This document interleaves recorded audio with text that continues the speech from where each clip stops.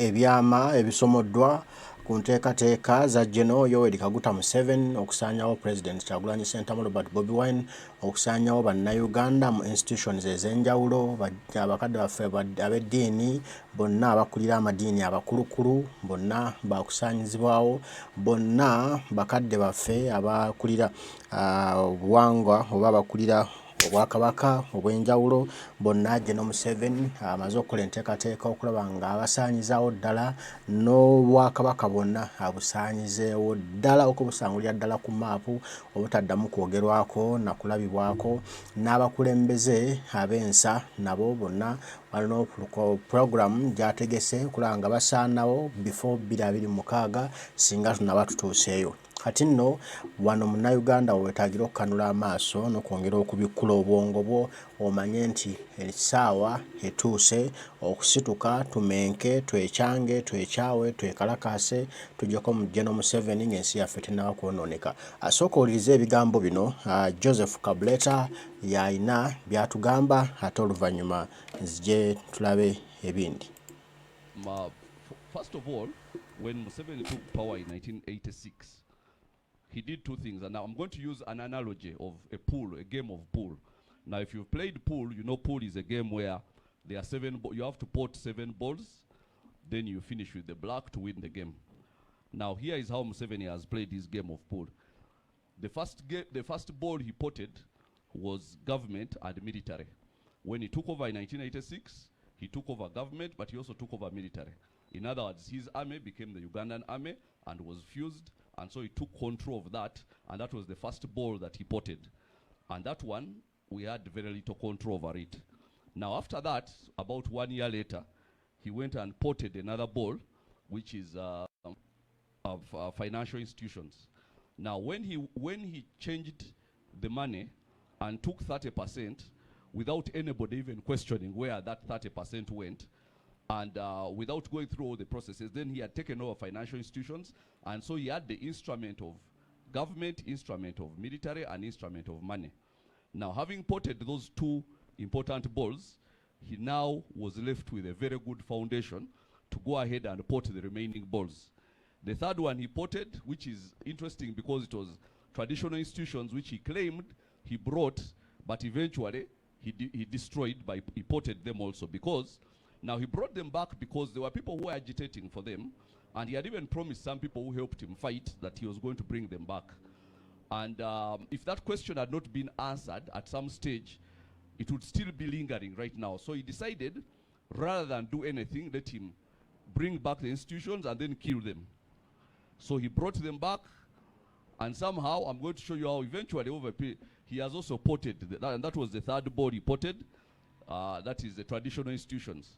So that now we have, because traditional institutions or cultural institutions are supposed to be based on certain things. Now we have cultural institutions where the cultural leaders are decided by government or by court, and they depend on government financing. That's not a cultural institution. A cultural institution is supposed to be independent, an institution of its own.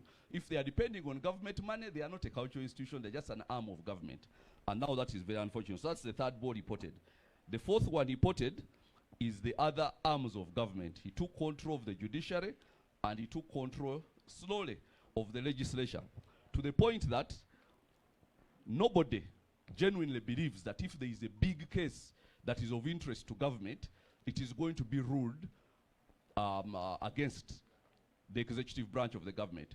Everybody somehow knows that if there is something, a presidential election which is contested, you know, you might go through the gimmicks because Ugandans like drama, but you know eventually the court is going to decide that the elections were free and fair. And yet everybody knows they were not. So we know that every time there is a big decision in court, we know if there is any interest of Museveni in it, we know court is going to rule in his favor. Why? Because he pocketed that ball a long time ago, and then he also pocketed the legislature, to the point that after the 2005 changing of the constitution to remove the term limits, that was the last that we had of a legislature or a parliament that actually bites. After that, their independence has been stripped to the point that now even their oversight role on money, he can ask for, there was a case where he asked for a supplementary budget of 10 billion shillings to buy new cars in July. less than 3 weeks after the budget had come into place. He already wanted more money. And what does Parliament do? It gives him the money. Why? Because they're in the pocket. So he ported government and military first, financial institutions second, traditional institutions third. Then he made the other arms of government, judiciary and legislature. He pocketed them and took away their independence. Then the fifth ball that he moved around to pocket, that is to shoot into the pocket, was religious institutions. Now, religious institutions were once very powerful, and actually, throughout if you read in countries like Kenya, it is the church which stood against the dictatorship of Moi, because they remained neutral and they remained with integrity. And so they stood against the extremes of the government. Now, you can't expect that from the religious institutions of Uganda today, because they were pocketed. They were the fifth ball to be pocketed. Now, you look at the Muslims. I was talking about them the other day, how he somehow captured the structure of the religion through one side of it. So even those who are resisting find it difficult to have, a foothold. And yet, even those who are perceived to be of some kind of resistance are being arrested and pushed away and put in places of detention without trial. Then you look at the born-again church. Now those ones are completely finished. They have absolutely nothing to offer in political discourse. They are like the spiritual arm of the NRM government. When it comes to standing up to what is right and wrong, don't look to the Pentecostals. They have nothing to offer. And of course, I belong to them, but I know what it is that they have. Then you go to Catholics. There have been fights there, some are over land, over what, then unclear circumstances of an archbishop dying. I'm not saying he was killed by it, but I'm just saying unclear, because we didn't kind of get to the bottom of it. But we shall get to the bottom of it at some stage. And now, the Anglicans, that one, they even destroy a church, then they come and beg Saleh for money for what? So now you see the religious institutions, which are supposed to be powerful, have been stripped completely. They have nothing to offer. Now, when you would run to religious institutions where there has been cases of kidnapping and what, and then they would stand up and speak, like it was previously, when previous leaders of churches would stand and say, no, we cannot tolerate this. This is not what we bought, because these people are our faithful, so we are calling for proper governance. Now we cannot expect that from any of the religious institutions that are currently available. Now the sixth ball reported was media. Media and political discourse. Now, the things that actually matter to the country will never make their way to the media discourse. The media discourse is strongly determined by the state. They are the ones who will give people to debate things which are meaningless and forget about the things that actually have meaning. I have spoken here so much about our natural resources, how it is our responsibility to make sure that they are equitably distributed, and discussing governance of the future. But it will never make its way into the media because that ball has been pocketed. But along with the media and political discourse, now all political discourse follows the same pattern. Movement, opposition, and a moderator. And it's the same thing, it's just played out differently, but it's kind of the same game. Same game played out in all sorts of ways. Anyhow, and on top of that, plus that, along with media and political discourse, he also killed professionalism. Now, that's all part of the sixth ball: media, political discourse, and professionalism. I would even start with professionalism of the media. Now, previously, people knew when you'd come and say, stand and say that I am from the media, there was a respect that was accorded to you. I know that because I used to be in the media, and people used to accord a certain amount of respect to people in the media because you are perceived to be a neutral observer, just somebody there to report what happens, the way it happens, and there was a respect accorded. But now when you see that media people are being beaten and being, tortured and treated like they are part of the act which they are only there to report about, then you know that that profession has also been killed. But so along with so many others. Now, for instance, when you see doctors kneeling before Museveni saying, please come back another time, then he has killed the profession of medicine completely. Now they are, like that profession has been killed. And now, as well as others, previously when somebody would say I'm a professor, you know that you expect something. But Museveni has made some professors cabinet ministers, and they speak, and you say, Professor, this is not what I knew professors to be.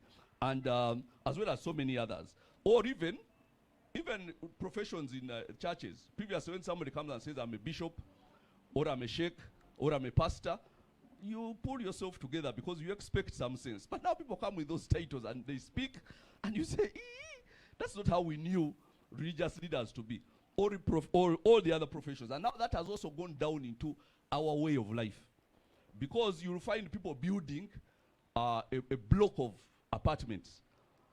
And somebody who does not have a degree in engineering is the engineer. Because they don't have respect. There is no architect in control saying this is how we are going to do, this is how we are going to balance the weight of the building. That's why they fall down sometimes. There is no engineer, there is no architect, there is no what. Because the owner of the block will come and say, and now you see that they have totally killed. Now these are things which people go to study. And they are supposed to come out with some knowledge which is supposed to be respected in the field. But because professionalism altogether has been destroyed, nobody seems to think that it's an important thing that you have somebody who is, in his profession doing something. Then, the 7th ball he potted, which is the final ball before he pots the last one, is the ball of peaceful change of government. Now that one, the minute they removed the age limit, which really was also just holding on to clutches.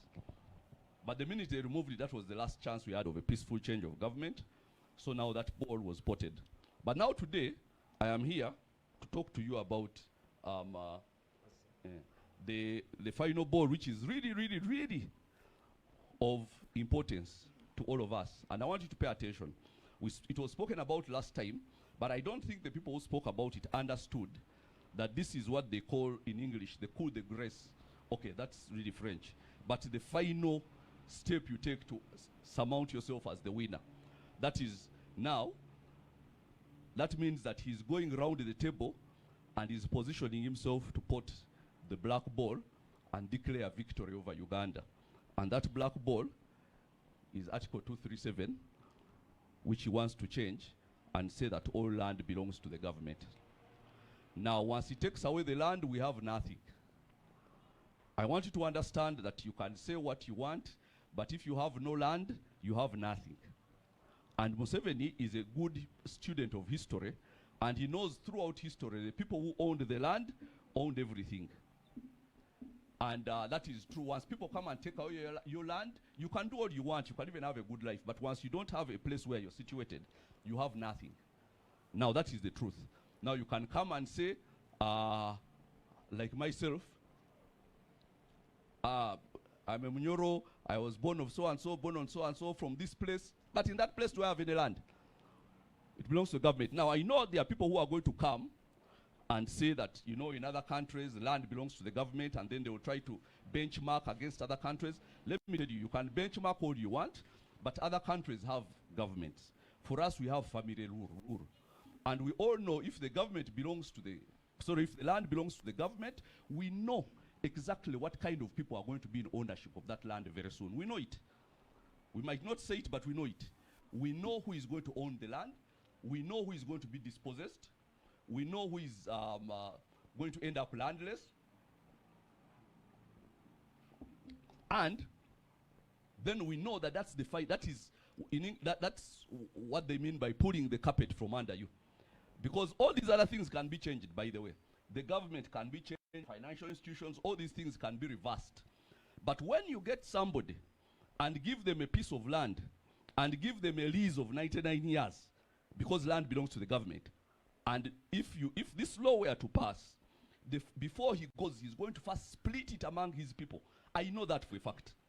Now, when you get somebody and give him a piece of land and tell them this is your land, you have a lease.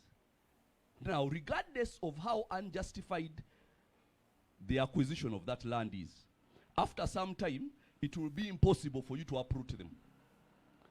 Or it will require bloodshed for those people to be uprooted. Even if they got the land unjustly, after some time, it is impossible to uproot them without bloodshed. Now, that's why this is important. And I want you to know that this is the end of all things. This is what he has always planned. This has been in the making. All along, he has been potting his balls one by one. Just like when you play pool, you pot every ball, but you know the only way you're going to win is by potting the black. Now, this is the black. Now, I'll give you an example. All institutions are based on land. I'll start even with religious institutions. The Catholics are what they are because they have a lot of land on which they have their farms, they have their seminaries, they have what, and you know, and that's part of their religion, and they have acquired that land over a period of time. Now, will there be a Catholic religion when there is no land, when all land belongs to the government? Now, the Muslims have been quarreling over their land being sold. Why? Because all religious institutions are not just about going to church or to the mosque and what. They are constituted in one way. They need land to keep themselves positioned. They need land to continue with the propagation of their religion through seminaries and all that. They need land. And now one of the biggest wars with religious institutions actually has been over land. Now, but now these religious institutions own land. Now imagine if even the Protestants have been quarreling over land, and they also have a lot of land. Now imagine if suddenly by one stroke of the pen, all land belongs to government.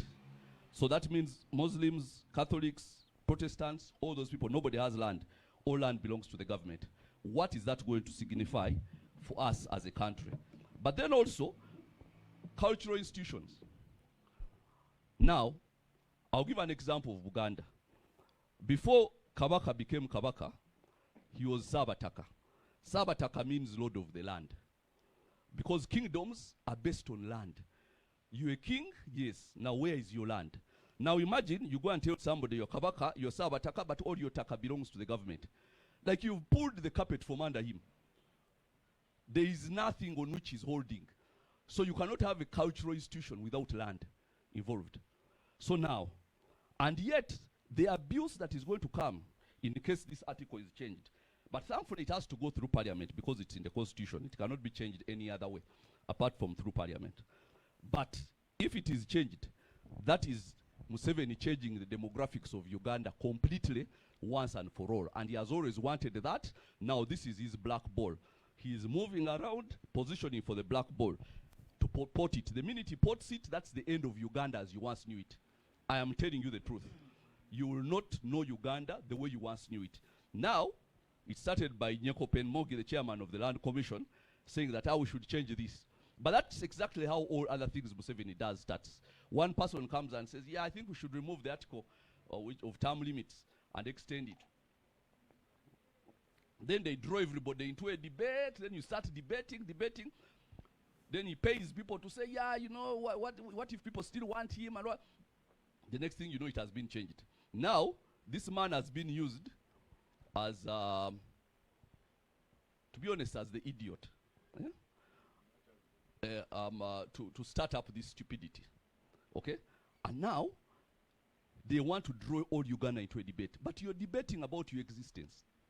It's like debating about whether they should shoot you on the firing squad or not. If you get yourself involved in that debate, you're a fool. Now, this debate about land belonging to government is the final one we are going to have. After that, they will have pulled the rug from underneath our feet. We shall be people hanging in the air, saying that we are Ugandans, but we are not situated anywhere. We have no place that we can call our own. But we are Ugandans. Nzendi Muganda, Nzendi Munyoro, Nzendi Musoga. Yeah, but the land belongs to government, not to you. And government can give it to whomsoever they please, regardless of what cultural background there is, what traditional background there is, what family structure there is. The land belongs to government. They can give it to whomsoever they wish. So now, members of the 11th Parliament, I come in peace. I know that you have fought so many wars and lost. Not just this parliament. Maybe not in this parliament. I know the 10th parliament fought over the age limit and lost to the executive. I know you fought wars before, fought wars and lost. But I want you to know that let this be the final stand. Like where you stand and say, here we are not going to back down. we are going to stand our ground. We are not going to let you change the demographics of this country. This is our final call. Okay? Final call. If we miss this call and choose individual rewards, money here, money there, taking some money here, like this man here, Nyoko Penmogi, for some individual job favor and all that, and we take and for favors, and we allow them to change this article of the Constitution, we are finished, we are done. We are absolutely done. And I want you to know that Museveni is a good student of history. He knows that if he can turn the land over to the people he wants, that is it. Because first of all, there are laws regarding the resources that are in that land. The people who are on it get a percentage of the resources. So if it's gold, if it is oil, if it is diamonds, if it is marble, if it is iron ore, that's it. Okay? So now, as he finishes his presidency, one way or another, he wants to make sure that he has sorted this land issue, given the land to the people whom he wants. We know whom he will give it to. Don't fool yourselves. We know whom he will give it to. We all know. We are Ugandans. We are old enough to understand this. After that, there will be, the only way back might be bloody, if there is any way back. Otherwise, there might not be any way back. But coming back, when somebody has occupied the land, which, and you start telling them that in 1950s, this land used to belong to my father and what, and the person has been there and is situated there and is paying and has a lease from government, which gives him ownership of that land, they would have to be pangas if you are going to take that land back. And I hope it doesn't get to that. I hope it comes down to Parliament. Finally, win one war. Just if you win this one war for us, that this is all we ask. And I come in peace. Stand your ground. Don't go along party lines, because you might belong to a party, but you don't belong to the family. And the land will eventually be for the family. So regardless of what party you belong, forget about that. Do this for God and for your country and for 61 years of independence. Thank you very much. Mukulembeze sebo nsaba otwe ku Luganda.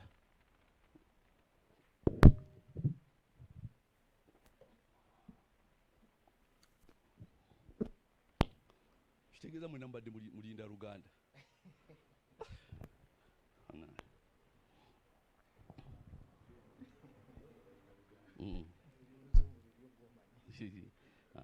We bali wano.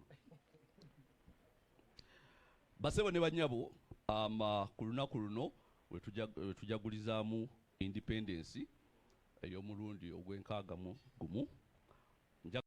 Abadde agamba nti ettaka ly'abantu babatuuze ba citizens b'eggwanga, naye kati yagamba ettaka lyonna tulikyuse tuliteeke wansi wa gavumenti nga lirinako obuvunaanyizibwa ng'esobola oddiwa omuntu yenna asuubiza nti agenda kubaako ne kyakola eky'omugaso.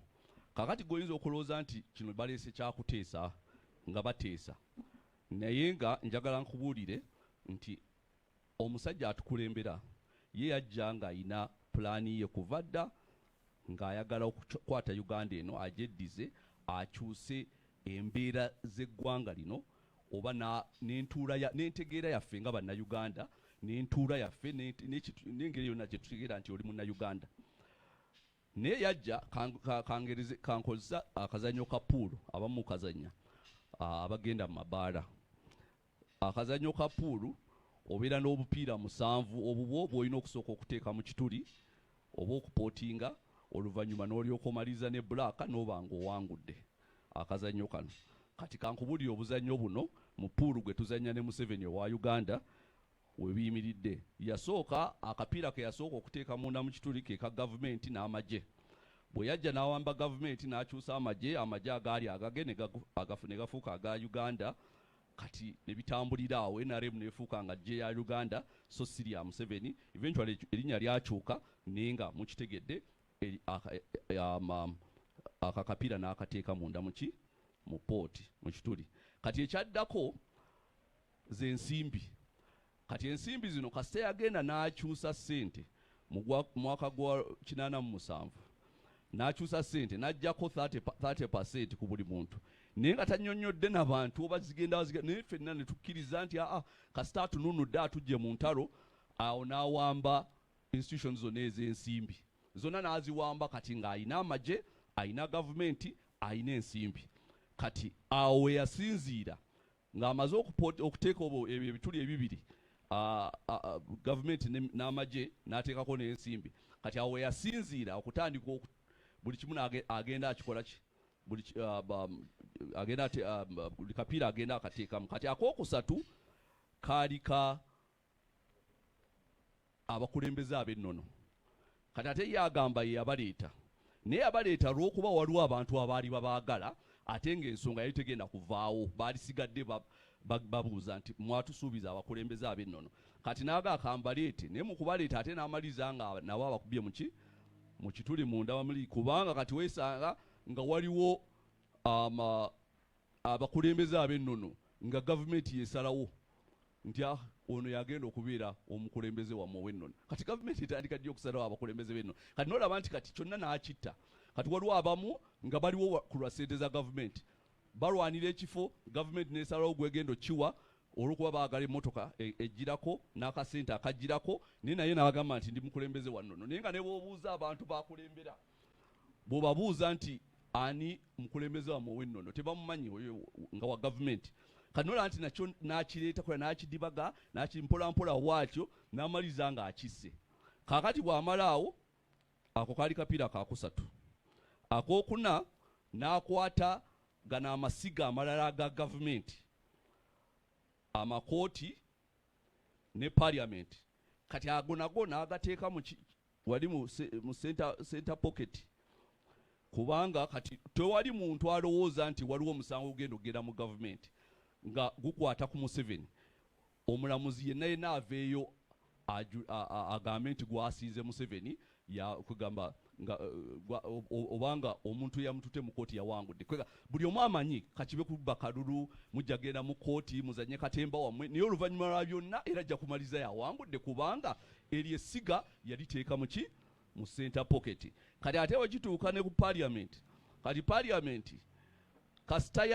kasita baakyusa etteeka erya term limit mu mwaka gwa 2025 kasita baakyusa ekyo ne parliament naye n'agiteeka mu center pocket wali kubanga okuva olwo tewali kintu kiyita mu parliament nga Museveni akyagala ne kitayita kasita abanga akyagala kijja kuyita ate ffenna tukimanyi n'ababaka ba parliament bakimanyi abagezaako okulwana bajasi balwana baga nti kale tukimanyi kyoyagala naye tunaffe tutemereko wano tukuyisizeewo kubanga tutuuse n'okubanga ne budget gye bakola state house yesalawo kati nejjanga twakayingira financial year mwaka gwa July tetunana kuweza wiki 3 mu financial year ne bavaayo ne baga nti state house nega nti mutwongereyo bilioni 10 omukulembeze ayagala kugula motoka mpya naye kati supplementary budget gyasaba bilioni 10 ayagala kugula motoka mpya nga tetunana kuyingira wiki 3 mu budget gye tutambulirako kiraga nti ajooga bujozi parliament ebintu bye mwasalawo kale nenze munyongere sente ate ne bazimwongera kubanga eri essiga nalyo yaliteekawa mu center pocket wali kati eryo lyakuna eryokutaano essiga lyeyateeka mu pocket ndoza lino yaliteeka mu kakona pocket wali omanyi kali koopima mpira ne gugenda wali lyessiga erya amadiini oba abakulembeze b'amadiini kubanga kati otunulira amadiini kuga n'olaba nti edda omuntu yasitukanga omukulembeze w'eddiini n'avumirira gavumenti olw'ebikolobero neki n'olaba nga gavumenti ekankanyeemu naye kati bagendayo kukima motoka na bintu biringa ebyo kati olaba nti balina entalo zaabwe ze balwanye n'abakatuliki ku byattaka kubanga tayagala babeerewo kati ate n'olaba abaprotestanti abo bakuba ne kyaki yaabwe neegwa wansi sale najja nga bonna bamwetoolodde bali nogamba naye Mukama Katonda kati ate bodda mu balokole abo bo tebalina kantu tewali yadde kwegamba bo ne bw'abagamba bakole ki bajja kikola owulidde kati abasiraamu abadde balinga abagezaako okugira kati naba yabakuba yayita mu institutions zaabwe ziri eryago saagala byogerako nnyo ne mubimanyi byonna kati eryesiga ery'abakulembeze ab'eddiini nayo nakola ki manya ogwo mupiira gw'abakulembeze ab'eddiini nayo nakuba wali ne gutoola ne gunywayo wali naye nga Uganda tenaana kukwata Q tutunula butunuzi tutunula tulabe wawaamalira kati ery'omukaaga baali b'amawulire ne bye tuteesaako naddala ebya politics kati otuteeka ku radio ne TV okwogera ebintu ebikwatira ddala bye twali badde twogerako nga Bannayuganda teri ajja kuyisaawo baagala oyogere ku bintu era gavumenti byeyagala oyogereko just byakuwuddisa abantu ne bakuwuddisa ne mubeeraawo ne mukayana naye ebintu byemukayanira si byamuki tebigenda bayamba naye kati bw'ogamba tutandika okwogera ku bugagga waffe obw'omu ttaka obutwalibwa abantu ab'olubatu ku gold waffe atwalibwa abantu ab'olubatu ku diamonds ku bintu ebiringa ebyo lwaki tetubiraba kuwaki sente ezo tezirabako nojja n'oyogera wano ng'ajogedde ne teri asobola kuteeka ku TV lwakuba ebyo tebabyagalako olunaku lwe tulitandika okwogera ku bintu ebyo obubbi bujja kuba bukomye obw'ebintu ebyo naye tebajja kukkiriza lwakuba amawulire nago ndoza bagateeka mu pocket ki ndoza ak'oku side wano nabo ne babateekawo nabo ne bakola ki nabo ne banywayo nga bakozesa UCC bakozesa ki kati ako nako ne kanywayo kati ate ne bakyusa political discourse naye n'ekirala kyeyakyusa era gundi mu kapiira ako ak'omukaaga ye mpita professionalism omuntu professional edda omuntu ng'avaayo n'agamba ndi professor mwenna ne mwekuŋŋaanya lwakuba mulina amagezi ge mumusuubiramu naye kati Museveni agenze n'awa abaprofesa ebifo wano mu gavumenti nga professor ayogera ekigambo noga nti omwana ansasulira waaki olaba amazeeyo ebitabo n'atuuka ayogera ebintu ebiringa bino owulidde kati noono naye owa land commission yalese ekintu kino eky'obusiro kati naye musomi muyitirivu kati noga nti abaana bensasulira bwe banga bagenda kumaliriza nga nnyeko mogi fees ankutulira ki kati nolaba nti buli kimu akisse kugamba nga professional yavaayo n'ayogera kati juzi olaba badokita abasawo bavaayo ne bafukamira ne bagamba sebo tuyambe bweyongereyo ekizanja olabira ddala abasse temukyali kantu yadde edda nga dokita tabiyingiramu ebyo oli bwavaayo n'agamba ndi musawo kwega mulina engeri gye mumutunuulira kwega ne mumanya nti waliwo ebintu byotamusuubiramu naye kati abantu abasinza obukugu ate basinga okukola ebintu ebyewunyisa kati n'ogamba professionalism kati naye bwati n'akola ki n'agitta n'ebintu ebiringa ebyo bingi nnyo kati ate naffe wano mu mirimu gyaffe gino egya bulijjo natta professionalism n'osanga abantu omuntu ng'azimba ennyumba ya sente nnyingi nnyo naye nga talina architect agenda okugipulaninga talina plana talina engineer agamba bugambi teeka wano ekisenge teeka wano kuganga olaba naye nabo naffe kitukutte ffenna tekyali ayagala ba professional kati ekyo nakyo n'akita gubadde mupiira gwa mukaaga yagutadde wano kaakati waliwo guno ogw'omusanvu ate guno ye yagusonsesa eri ogw'omusanvu ogusemba mu gino nga tanagenda mu black ogw'omusanvu gwegw'okukyusa obuyinza nga tetuzze mu mbiranye ogwa peaceful exchange of power okukyusa obuyinza omuntu n'ava mu bukulembeze omulala n'addako nga tetuzze mu mbiranye tetuzze mu ntalo tetuzze mu kutokosa masasi ekyo nakyo yakitta kati ekyo n'akiteeka mu katuli kaakati wetwogerera yeetoolola emmeeza bw'ati agenda ayagala anoonya black amalamu omuzannyo ly'ettaka kubanga nkubuulidde buli kimu kiyimiridde ku kintu kimu ttaka buli kimu kiyimiridde ku ttaka bw'otunulira obukulembeze obw'ennono kampe ekyokulabirako ekya Buganda newankubadde nga kino kikwata ku bukulembeze bwonna obw'ennono obuli mu Uganda kabaka nga tannafuuka kabaka yali Ssaabataka amakulu gaakyo yali nannyini ttaka oba kale nga yalivunaanyizibwako kati bw'ojja n'ogamba nti oli kabaka naye ng'ettaka lya gavumenti kugamba tuba tetutegeera kiriwo kubanga oba omugjeeko ekintu eky'omuzinzi ekifuula obwakabaka okubeera obwakabaka okitegeera kakati n'ebirala ng'ogjeeko bino eby'ennono neki ttaka kakati omuntu asinziira wa n'agamba nti ttaka lyonna ligenda kubeera lya gavumenti tola nti ayimiridde na we tubadde tuyimiridde n'atusikawo bw'ati. Kati njagala mbategeeza kino we kigenda mu gavumenti kyayagala bwaviirako ku buyinza mu myaka oba ennaku ezisigadde entono abenga ettaka alikutte alikwasizza abantu be balina liizi za myaka 99 gavumenti yezibawadde ssemateeka agamba ettaka lya gavumenti ebawadde liizi kati gezaako omusimbule waawo olabe nga temugende mu musaayi kuga omuntu bw'atuula ku ttaka n'alinywererako n'abanga alina ne liizi yaako okumusimbirako si kyangu ate nga Museveni ekyo kyagezaako okukola kati ate mumanyi bulungi nnyo sagala mwerimbe mumanyi bulungi nnyo abantu bagenda oddiwa ettaka mubamanyi mumanyi ne bwe bafaanana kaakati temwerimba ne mulowooza nti kino nakyo tujja kikomyawo okukikomyawo kino kijja kubeera kizibu kubanga abantu abatudde ku ttaka tebabeera bangu kusimbulako omuntu wandi mugobe wala naye ku ttaka tomugobaako kati n'olw'ensonga eyo njagala ntegeeze ne olaka n'ettaka kati olaba n'amadiini nago gayimiriddewo ku ttaka abakatuliki balina ettaka lyabwe kwe bakolera ebintu byabwe balima emmere yaabwe ne bakola ki eddiini netambula bulungi nnyo abasiraamu nabo balina lyakendera kati balinnyamu naye nga olaba nti eddiini tetambulira kusaala busaazi ne bino byonna byetaagisa muki mu ddiini n'abaprotestanti biki so kati bagamba nti ettaka lya gavumenti bangi institutions nyingi zabasse zonna ng'azisse kati n'olw'ensonga eyo bammemba ba parliament ey'11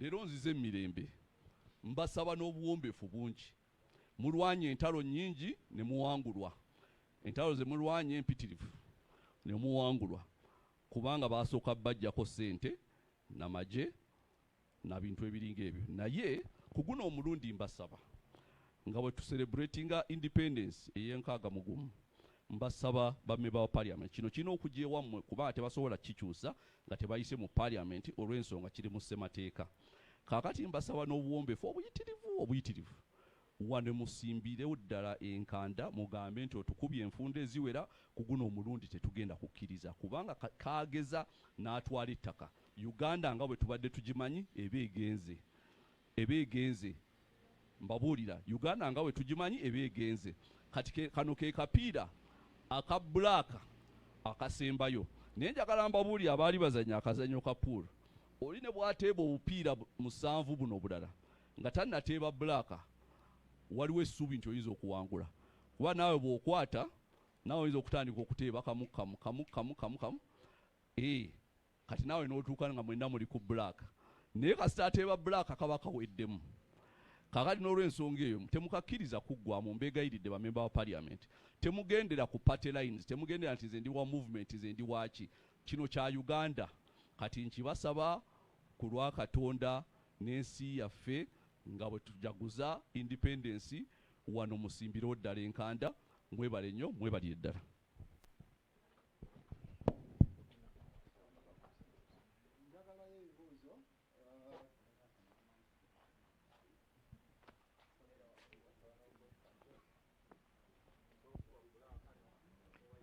Mr. President, tweyanza ebigambo ebyo nze Anes Kanja nkola ne Radio Simba mbadde nsaba tutunuulire ku kyokulabirako ekyensinga Tanzania tukimanyi bulungi nti Tanzania bayina enkola ya public land mbadde nsaba otutangaazeemu ensinga Tanzania bo bakikola batya okulaba nga basurvivinga n'enkola eno then ekirala ensonga zino ze batugamba mbu abantu bannannyini ttaka babasumbuwa nnyo bwe baagala okuteekawo projects za gavumenti mbu ne baagala obbajjako ssente yo tuyinza gikwasaganya tya ekibuzo ekirala ndowooza oba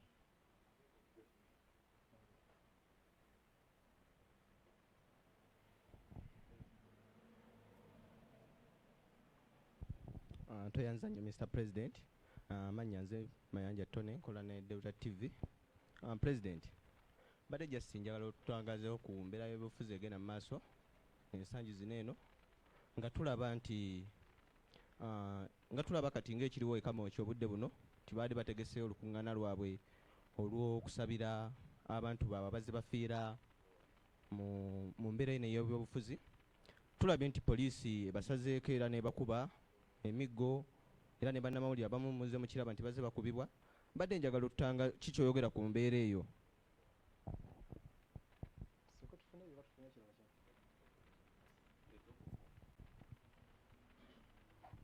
Mr. President, twalabyeko ku mitimbagano gye egy'enjawulo nga kuliko ekiwandiiko ekirabula abantu ku kugemea okugenda mu maaso okwa malaria ng'olabula ku vaccine eyo. Njagala mu ddakiika emu babbi nawo tutangaazeemuko ku nsonga eyo ssebo.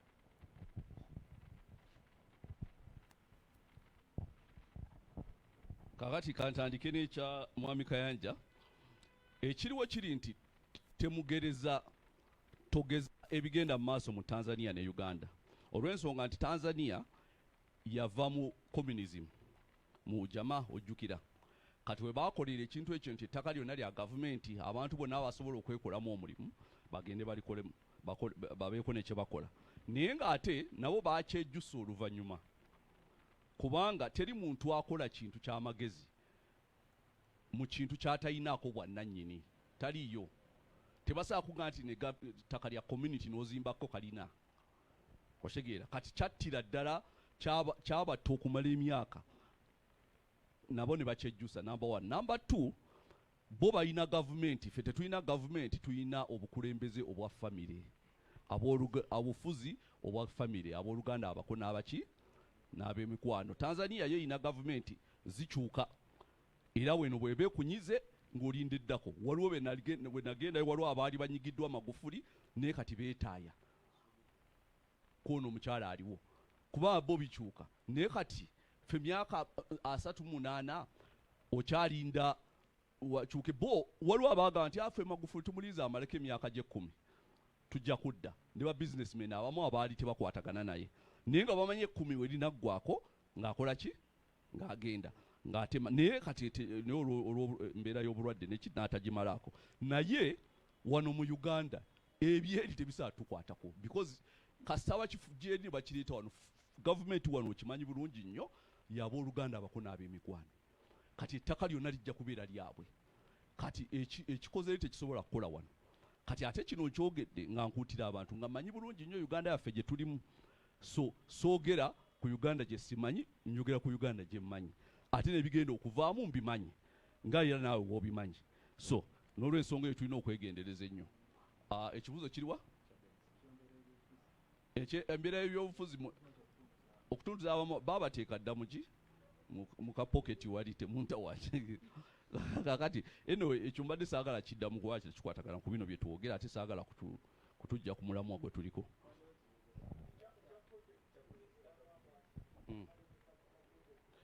Weebale nnyo. Kakati ekyo ojja weetegereze baani abalemesa. Gw'olowooza omuntu w'ekyalo asobola okujja n'agamba nti temugyawo muti guno mumpe miliyoni 5. Tasobola.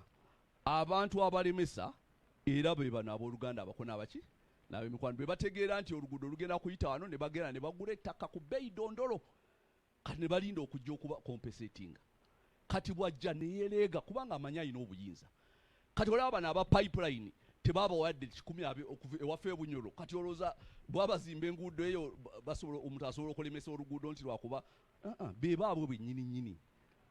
Omuntu alina okubaako n'amaanyi g'ayina oba ne we yeesigamye okujja okugamba nti temugenda kuyisa wano oluguudo nga temumpadde miliyoni 5. Aba alina we yeesigamye. Owulidde? Kakati omuntu asangiddwa ku ttaka eryo oba ow'ekyalo oba ebintu ebiringa ebyo akusaba ssente zijja mu ttaka lye n'akuviira n'ogenda. Naye okujjako ng'oli yategeera nga yagenda n'ategeera olw'okuba ayina baamanyi eri ne bamugamba nti oluguudo lugenda kuyita awo n'akeera n'agenda n'agamba ow'ekyalo nguzaawo wano n'amuwa ne ssente zisinga ze yaliguzizza. Ow'ekyalo n'agamba naye Katonda ampadde n'adduka. Kati ono n'alinda bana ba compensation. Kati be baleeta ebizibu ebiringa ebyo. So kati tokkiriza nti baganye oba bakoze eki tusobola okufuna engeri yonna ey'okwogera nabo. Naye kati omuntu aganye okugjawo muti oli n'agaana okugjawo ejjinja kati n'ogamba nti Uganda yonna gavumenti egitwale. Gw'oba okozesa amagezi gafaanana gatya?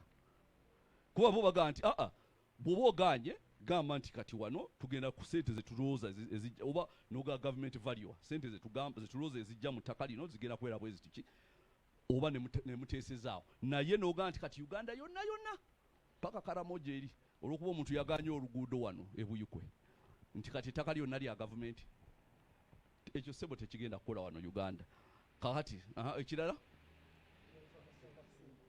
ekya vaccine akatambi kembadde njogera ku vaccine kale kati ke tuba ngenda kwogerako mu dakiika ntono nnyo ninja just mbabuulire byenzudde byenkozeeko research nenjogera n'abakugu ebiri mu vaccine ene ya malaria byolina okumanya ekisookera ddala eno vaccine ejja mu technology ng'owa covid abamu nabalabula wano ku covid ne mugaa nti nina olugezigezi nesisangangayo yadde muntu n'omu gwe baagema ataagamba nti yejjusa kati kuguno omulundi mumpulirize temwampuliriza luli nali mwali mugaa nina olugezigezi kuguno omulundi mumpulirize ekyo kimu ngenda bagamba ebintu 10 ebiri mu vaccine eno ekyo kisooka ekyokubiri abaana batajetinga abaana bato mu myaka 5 nakukka wansi kutandikira ku wiiki 6 kutuuka ku myaka 5 naye nga beetaaga okubakuba empiso 4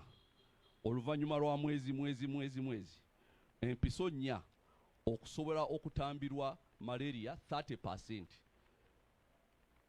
Amakulu gaakyo vaccine tekugaana kufuna malaria ekendeezaako bukendeeza by 30%. Owulidde kakati naye nga bakubye empiso 4 kati eyo baali badde tebagiyita na vaccine kuba bwogeraganya ne vaccines endala ziri mu 97%, 98% ezo baziyita vaccine oga nti bw'ofuna kano tojja kufuna kino nga ze twali tumanyi ziri ezedda naye kati oluvannyuma lwa covid vaccine zaakyukamu edda twali tumanyi bw'ofuna vaccine togenda kulwala bakugema polio tojja kufuna polio naye kati bakugema covid ne bagayambala masika totambula tokola ki ninga bamaze okugema booster biki kati kwegamba okugema kwa ngeri kinjala nammwe mubeeremu ku magezi kuba okugema kwe twali tumanyi kasaba amalu kugema kiba kiwedde bakugema polio togenda kulemala si bwe kiri naye kati wano baga nti jangu tukugeme naye oluvannyuma okugema wegendereze tosemberera muntu tokola ki social distance kati ebinola nti byakiyaye kati tuveeyo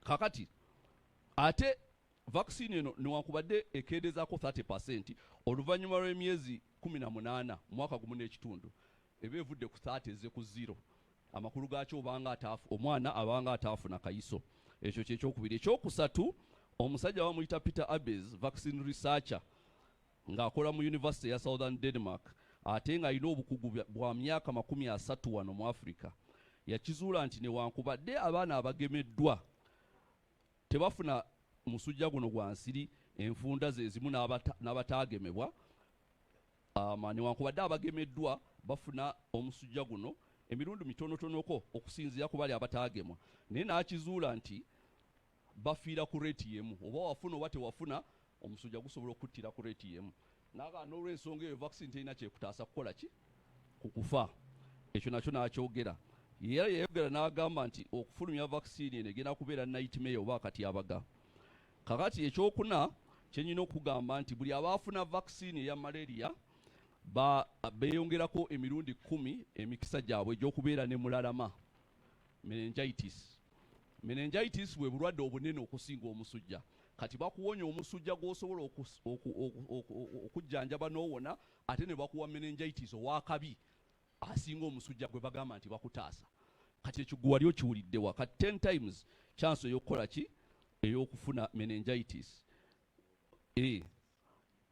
bakutaasa kibooko ne bakukuba essasi kakati ekyokutaano wali omukyala ono akola ku ndwadde zino eza virus bamuyita Christine Stabile Ben naye ng'ava mu University ya Southern Denmark yagamba nti abanaakafuna yabala nti abanaafa bajja kubeera ebitundutundu 24 ku 100 ku baana abanaakafuna amakulu gaakyo ku baana 4 abajja okufuna vaccine omu agenda kufa ku baana 4 abajja okufuna vaccine omu agenda kufa ekyo njagala mukimanya ate ekyo si kyange kubanga abantu baga toli mukugu wano nkwotinze omukugu epidemiologist amanyi ebintu bye twogerako era yayimirira mu World Health Organization naga temukafulumya mugenda kutta abantu naye nga already bakoze iki bamaze dde okuteekako omukono n'ekinkumu bakafulumye. N'agamba omukyalo ono yennyini n'agamba nti ate kasinga kutta bawala abaana babuwala simanyi lwaki okusinga bekatta abaana ab'obulenzi. N'ekirala ono omukyala bano bagenda okuvaayo abasajja bano benjogere n'omukyala okwekubira endulu bane temufulumya akantu ako kagenda kutta abantu ng'olredde World Health Organization yakiyisizza dda nga olredde batandise okutambuza vaccine mu bitundu bino ebyaffe ng'ebya Africa. Kakati n'ekirala ebintu ebisobola okufunibwa oba side effects omuntu afunye ka vaccine kano ng'oggyeko meningitis mulala magwenjogeddeko ebirala ebisobola okuvaamu biri omusujja ogw'obwongo cerebral malaria. Jukira bakutaasa musujja guno gwe tuyitamu bulijjo naye ne bagamba nti osobola okufuna omusujja ate ogw'obwongo ate kino kiri mu kiwandiiko ky'abannannyini vaccine bennyini si Pfizer, Glasgow. Cerebral malaria osobola okufuna okwesika oba mu luzungu kyabali kya seizures ne weesika osobola okufuna okuddukana diarrhea drowsiness okuwunga n'okubanga tokyayagala kulya mmere n'omusujja omulala gwonna naye bino bijja nti lwakuba bagenda kuwa 30% protection ku malaria sina full protection 30% naye bagenda kuleetera meningitis bagenda kuleetera cerebral malaria kati n'otunula n'ogamba bino byayiseewa mu bantu baffe bano okubanga bafulumya ebintu bino. N'ekirala omuntu nannyini kuleeta kantu kano ye musajja gwe bayita Bill Gates. Bill Gates yali mu kusindika akantu kano era be bali mu kufulumya ssente okuziwa abantu baffe wano bagende bakuba abaana baffe obuyiso. Naye nga Bill Gates abaatandika press conference namubalaga wano ng'agamba tugenda kukozesa vaccines empya okukendeeza omuwendo gw'abantu abali mu nsi kubanga ensi ejjudde abantu bayitirivu twetaaga obbakendeezaako. Naye ng'ensonga gy'awa lwaki balina okukendeeza abantu climate change ne bagamba nti mmwe musinga okuleetera ddala climate change kati basooke babasaanye oba abaana bammwe kati ono ye nannyini kuleeta kintu kino oyo naye mutegedde. Ekyomwenda abantu aba minisitule ey'ebyokufa bo baakutte dda ssente zaabwe kati batandise ozitambuza mu mawulire ogenda kulaba amawulire gagamba mugende bageme kwega buli mawulire gonna ate nga bwe bakola ku covid wa bakukuba neno newesanga omwana w'omututeyo mugema ate ne wejjusa luvannyuma ng'era bwe bakola wano. So n'olw'ensonga eyo bano bo baakutte dda ssente zaabwe naye temukkiriza bye babagamba. Mbeegayiridde omuzadde tokkiriza bye bakugamba wali ku guno omulundi taasa omwana wo nkwegayiridde kubanga bw'onooba oziika bo bajja kubamaliriza fulaati zaabwe ne goloofa zaabwe bafunye dda ssente zaabwe. Kaakati ekirala baagala kozesa force bajja kuyingirira amakompawundi biki bayingire bagambe muleete abaana tubageme. Nkwegayiridde lwana wekuba kulwana kubanga olwanira bulamu bw'omwana wo tokkiriza kumukuba kayisaako. Omusujja tukimanyi gutta ne tumanyi nti ate bangi abaguwona. Nze nafuna omusujja emirundi miyitirivu nga nkyali muto ne kati ndi wano sina kantuuseeko konna naye magizi nga bajja ne gundi ne vaccine nenfuna cerebral malaria emirundi egisinga atawona kati nemba zonto netaasa omusujja gwensobola okuwona ate nemmaliriza nga ndi zonto ekyo gwali okiwuliddewa. So kati n'olw'ensonga eyo mbasaba mbeegayiridde tokkiriza mwana wo kumukuba kayiso kano tokkiriza bano abaminisitule y'ebyokufa bo tebafaayo bakutte dda ssente zaabwe abagagga baabawadde ssente. Kankomaawo.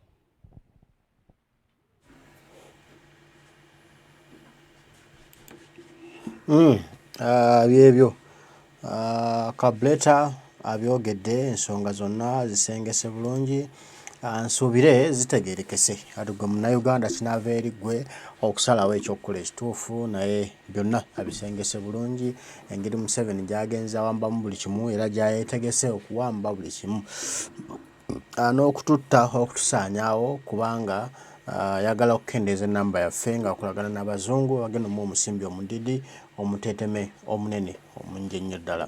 Kale mbaagala nnyo bataayi bange mwenna abaliko mwe bali kubaako tujja kuba tuddamu okubyogera ebigambo Dunda Lugaba Namugereka nsaba bankuumire mweraba.